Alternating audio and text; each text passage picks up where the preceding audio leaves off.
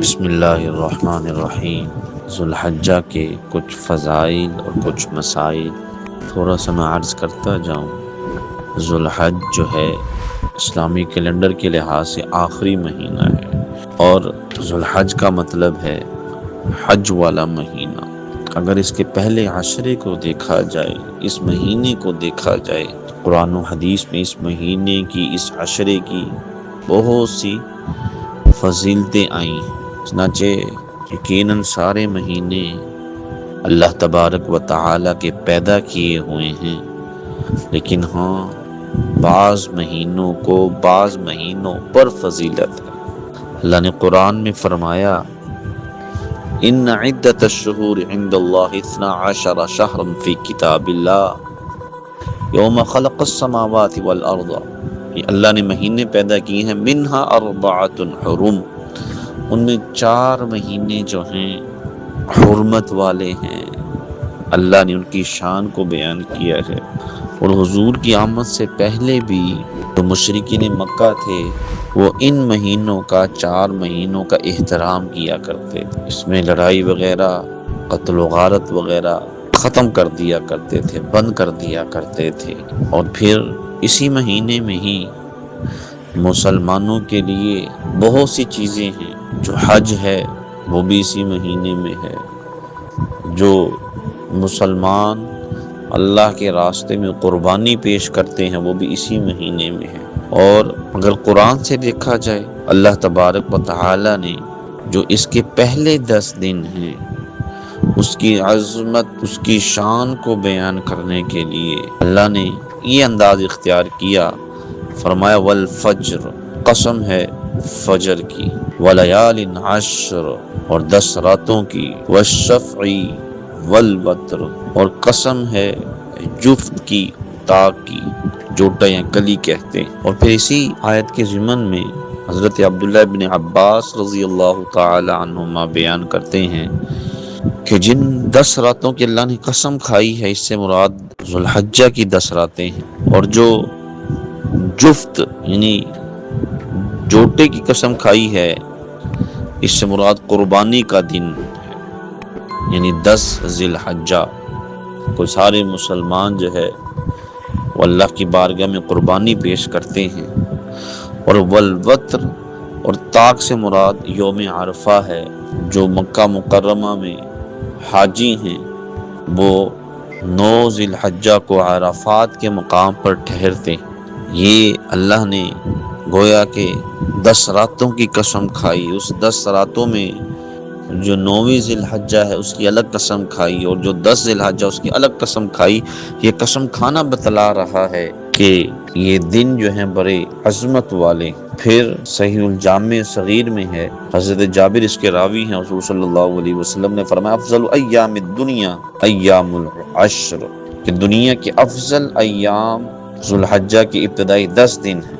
اور مسند احمد میں ہے، حضرت عبداللہ بن عمر رضی اللہ تعالی عنہما سے روایت، فرماتے ہیں کہ حضور نے فرمایا ما من ایام اعظم عند اللہ، ان 10 دنوں کے علاوہ اللہ کے نزدیک کوئی دن زیادہ عظیم نہیں ہے، ولا احب الیہ من العمل، اللہ کو ان 10 دنوں میں جو اعمال کیے جاتے ہیں ان اعمال سے زیادہ کوئی محبوب نہیں۔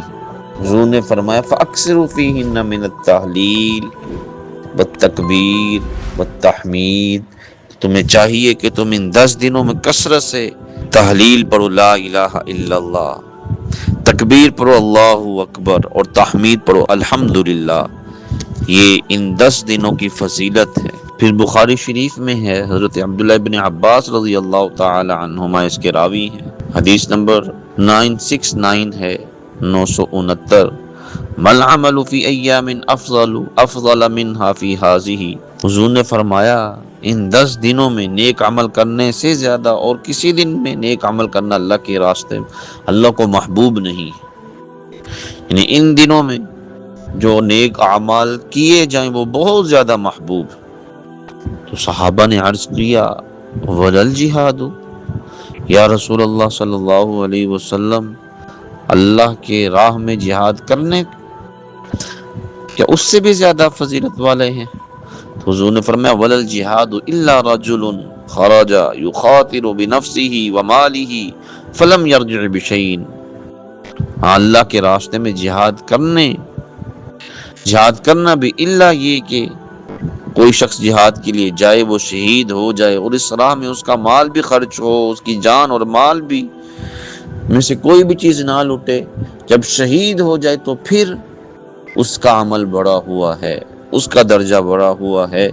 لیکن اگر ان 10 ایام میں وہ نیک اعمال کرے گا تو اللہ کو بڑے محبوب ہے۔ پھر مسند احمد میں یہ حدیث نمبر 6505 ہے، حضور صلی اللہ علیہ وسلم نے فرمایا ما من ایام احب الی اللہ العمل فیہن من ہذہ الایام، کہ سال بھر کے دنوں میں جو نیک اعمال کیے جاتے ہیں اللہ تبارک و تعالی کو ان دنوں میں جو نیک اعمال کیے جاتے ہیں وہ سب سے زیادہ محبوب ہیں۔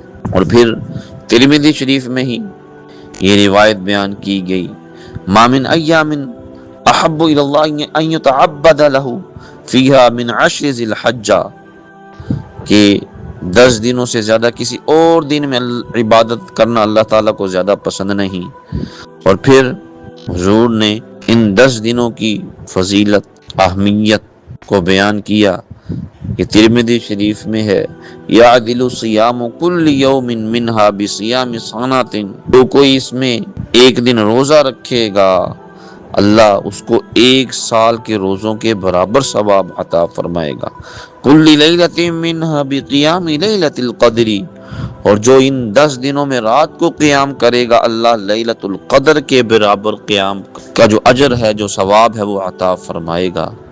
تو یہ اہمیت، یہ فضیلت ان 10 دنوں کی آتی ہے۔ اور پھر ان 10 دنوں میں ہی عرفہ کا دن ہے، یعنی 9 ذی الحج، 9 تاریخ۔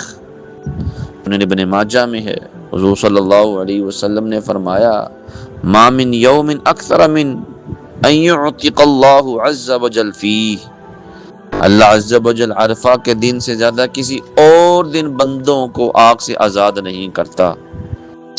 یہ اللہ کی شان ہے، اللہ کا فضل ہے۔ اور پھر انہی 10 دنوں میں یوم النحر ہے، یعنی 10 ذی الحجہ ہے، مسند احمد میں ہے، حدیث نمبر 19075 میں ہے۔ حضور نے فرمایا اعظم الایام عند اللہ یوم النحر ثم یوم القر، اللہ تبارک و تعالی کے ہاں سب سے بڑھ کر عظمت والا دن یوم النحر یعنی 10 ذی الحجہ ہے، اور اس کے بعد یوم القر ہے۔ اور یوم القر سے مراد دوسرا دن یعنی ذی الحجہ یعنی 11ویں تاریخ۔ تو یہ فضیلت، یہ اہمیت ہمیں 10 ذی الحجہ کی بنتی ہے۔ اللہ ان راتوں کی، ان دنوں کی قدر کرنے کی توفیق عطا فرمائے۔